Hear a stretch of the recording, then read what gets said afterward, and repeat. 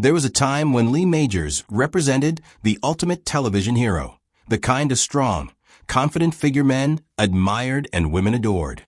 Standing beside him was Farrah Fawcett, a luminous presence whose dazzling smile and effortless beauty came to symbolize an entire era. To the public, they looked flawless together, the embodiment of Hollywood glamour and romance. Their appearances on red carpets and in glossy magazines painted the picture of a couple who had it all: fame, success, and a love that seemed unbreakable. Yet away from the spotlight, behind carefully posed photographs and rehearsed smiles, their relationship was slowly coming apart. What began as a promising love story eventually unraveled into disappointment, betrayal, and a silence that stretched across decades. Now, after the passage of time has softened old defenses, Lee Majors has quietly spoken about the painful reality he carried with him for most of his life. Before they became icons, they were simply two ambitious young performers trying to establish themselves in a competitive industry. Lee Majors was born Harvey Lee Urey in 1939 in Wyandotte, Michigan. His childhood was marked by profound loss, as he lost both of his parents when he was very young and was subsequently raised in Kentucky. That early tragedy shaped him deeply, instilling resilience, discipline, and a quiet determination that later defined his on-screen presence. His breakthrough arrived in the mid-1960s when he earned a role in the television series The Big Valley, where he starred opposite Barbara Stanwyck. That opportunity transformed him from a hopeful actor into a rising star, placing him firmly on Hollywood's radar and setting the stage for a career that seemed destined for great heights. Farrah Fawcett's beginnings were different in tone, but equally compelling. Born in 1947 in Corpus Christi, Texas, she grew up embodying the charm and warmth often associated with Southern beauty. Bright, ambitious, and naturally charismatic, she attended the University of Texas at Austin, where her looks and lively personality drew attention almost immediately. In 1968, she moved to Los Angeles with dreams of building a career in modeling and acting. With her golden hair, radiant smile, and approachable demeanor, she quickly found comfort in front of the camera. Commercials and print advertisements followed, and casting directors began to notice her unique blend of glamour and relatability. Even before she achieved widespread fame, there was a sense among those who met her that she was destined for something extraordinary. Their introduction came at a Hollywood party in the late 1960s, arranged by mutual friends. The connection between them was instant. Lee had already established himself professionally and carried a calm, grounded energy. Farrah, still carving her path, brought enthusiasm, vitality, and an infectious sense of optimism. His reserved personality complemented her outgoing nature, and together they seemed to balance each other perfectly. Friends commented on how naturally they fit as a couple. Lee offered steadiness and reassurance, while Farrah added excitement and sparkle. By 1973, they formalized their relationship in marriage, and many believed they were witnessing the start of one of Hollywood's rare, enduring romances. At that moment, everything appeared to align perfectly. Lee had just secured the role that would define his career, Colonel Steve Austin in The $6 Million Man, which premiered in 1973. The show quickly became a cultural phenomenon, turning him into a household name. His face appeared everywhere, from merchandise to posters, cementing his image as a television icon. Meanwhile, Farrah's career was gaining traction. She was signing modeling contracts, appearing in national advertisements, and beginning to secure acting roles.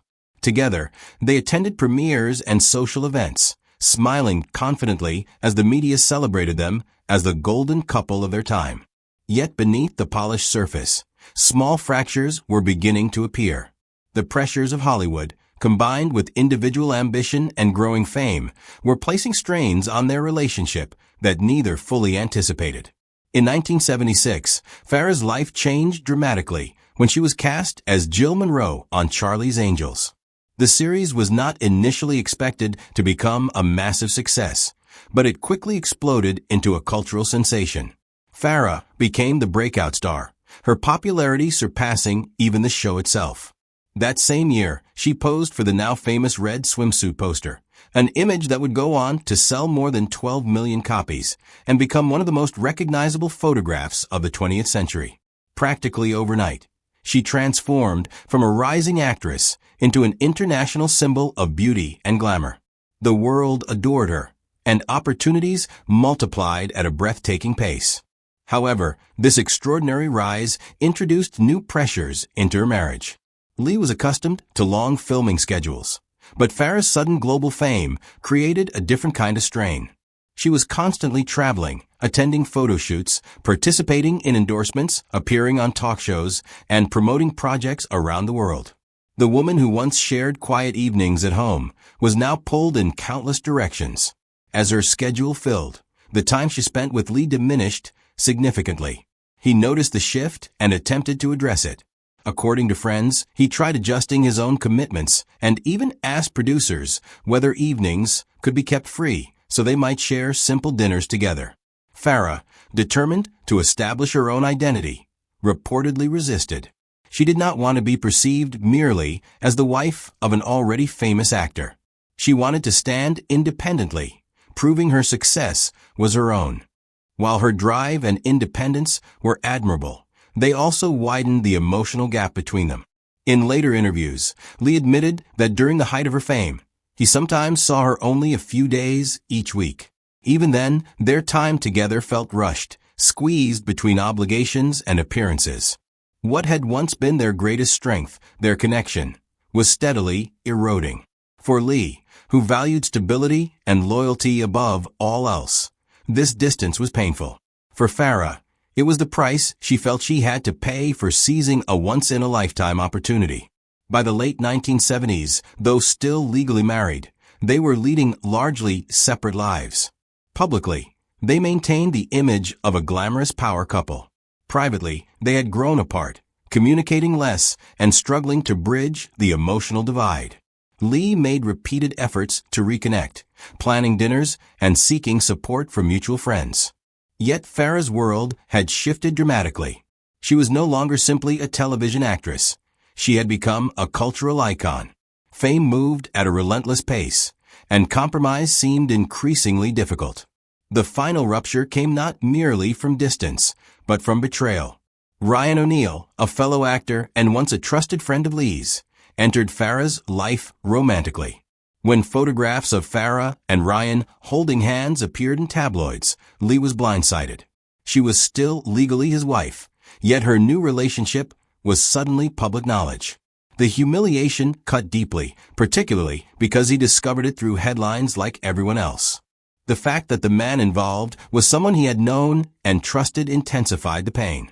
Farrah did not attempt to conceal the relationship. She and Ryan appeared together openly, and the media quickly crowned them Hollywood's new golden pair. For Lee, the sense of betrayal extended beyond the collapse of his marriage. It was a public fracture of trust. Instead of responding angrily or offering his version of events, he chose silence. He refrained from criticizing her publicly and avoided engaging with gossip. Though their divorce was finalized in 1982, emotionally the separation had occurred long before. In the years that followed, Farrah's life with Ryan remained highly visible, marked by passionate reconciliations and dramatic separations that fueled media fascination. Lee, on the other hand, retreated into work. He starred in television films and took on the lead role in The Fall Guy from 1981 to 1986. Though successful, it never recreated the explosive cultural impact of his earlier series. Friends observed that he had grown more guarded. The optimism he once held about lasting love seemed replaced by caution. During the 1980s and 1990s, Lee dated but did not remarry. His private life remained largely shielded from public scrutiny. Meanwhile, Farrah continued to command attention, pursuing more serious roles and navigating her complex relationship with Ryan O'Neal under constant media observation.